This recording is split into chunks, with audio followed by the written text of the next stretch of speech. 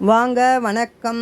இன்றைக்கி வெஜிடபிள் கீரை கோதுமை மாவு அடை எப்படி செய்கிறதுன்றதை பார்ப்போம். அதுக்கு 2 கேரட்டு, ஒரு 6-7 பீன்ஸு, 2 தக்காளி, ஒரு குடை மிளகாய், ஒரு கைப்பிடி அளவுக்கு கோஸ், கறிவேப்பிலை, கொத்தமல்லி, புதினா ஒரு கைப்பிடி அளவுக்கு எடுத்து கழுவிட்டு பொடியாக கட் பண்ணி வச்சுக்கோங்க. ஒரு 6 பல் பூண்டு, ஒரு துண்டு இஞ்சை தோல் சீவிட்டு கழுவிட்டு துருவி வச்சுக்கோங்க. 2 வெங்காயத்தை பொடியாக கட் பண்ணி வச்சுக்கோங்க.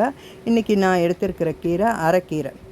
இதை கழுவிட்டு பொடியாக கட் பண்ணி வச்சுக்கோங்க. வானலில் 2 ஸ்பூன் எண்ணெய் விட்டு காஞ்சதுக்கப்புறம் 1/4 டீஸ்பூன் கடுகு, 1/4 டீஸ்பூன் உளுத்தம்பருப்பு, ஒரு பிஞ்சு சீரகம் சேர்த்து பொரிஞ்சதுக்கப்புறம் இஞ்சி பூண்டு துருவல் சேர்த்து வதக்கிட்டு இப்போ தக்காளி, கேரட், பீன்ஸ், கோஸ், குடை மிளகாய் இது எல்லாத்தையுமே சேர்த்து வதங்கினதுக்கப்புறம் அதில் கீரை எவ்வளோ சேர்த்துக்கிறீங்களோ அவ்வளோ சாஃப்டாக இருக்கும், நல்லா டேஸ்ட்டாகவும் இருக்கும்.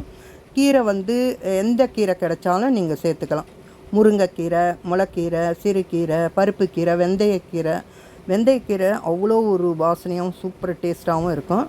இது எந்த கீரை கிடைச்சாலும் இது மாதிரி கழுவிட்டு கட் பண்ணி இதில் சேர்த்து வதக்கிட்டு ஒரு பாதி அளவு வதங்கினா போதும். அதில் உங்கள் தேவைக்கேற்ப உப்பு, தனி மிளகாத்தூள் சேர்த்து வதக்கிட்டு ஸ்டவ்வை ஆஃப் பண்ணி ஆற விட்டுடுங்க.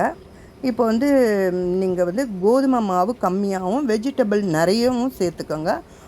இந்த அடை அவ்வளோ ஒரு சாஃப்டாக இருக்கும். நான் எடுத்துருக்கிறது 2 அழாக்கு கோதுமை மாவு.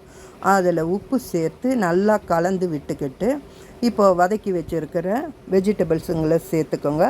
நிறைய வெஜிடபிள்ஸுங்களை சேர்த்துக்கோங்க. எவ்வளோ சேர்க்குறீங்களோ அவ்வளோ சாஃப்டாக இருக்கும் இந்த அடை.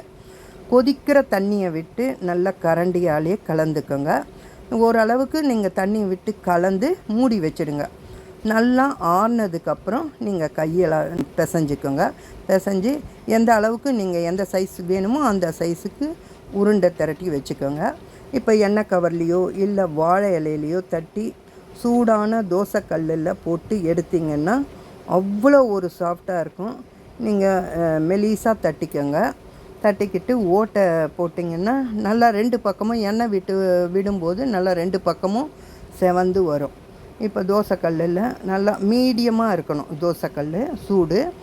அதில் 2 போட்டு எடுத்துக்கோங்க. அவ்வளோ ஒரு சாஃப்டாக இருக்கும். இந்த கீரை வாசனையோடு அவ்வளோ சூப்பராக இருக்குங்க. கொஞ்சமாக 2 பக்கமும் எண்ணெய் விட்டு நல்லா செவந்து வந்ததுக்கப்புறம் அவ்வளோ ஒரு சாஃப்டாகவும் அவ்வளோ ஒரு டேஸ்ட்டாகவும் இருக்கும். கீரை வெஜிடபிள்ஸ்லாம் சாப்பிடாத பசங்களுக்கு இந்த மாதிரி செய்து கொடுத்தீங்கன்னா அவ்வளோ சத்து நிறைஞ்சது வெஜிடபிள்ஸ்லாம். இதை லஞ்சுக்கும் கொடுத்து விடலாம், பிரேக்ஃபாஸ்ட்டாகவும் எடுத்துக்கலாம், டீ டைம் ஸ்நாக்ஸாகவும் எடுத்துக்கலாம். அவ்வளோ ஒரு சூப்பராக இருக்கும். உடம்புக்கும் அவ்வளோ நல்லது. கீரை எந்த கீரை வேணாலும் எடுத்துக்கோங்க. நீங்களும் உங்கள் வீட்டில் இதே மாதிரி செய்து பார்த்து எப்படி வந்ததுன்னு கமெண்ட்டில் சொல்லுங்கள். சப்ஸ்கிரைப் பண்ணுங்கள், லைக் பண்ணுங்கள், ஷேர் பண்ணுங்கள். தேங்க்ஸ் ஃபார் வாட்சிங்.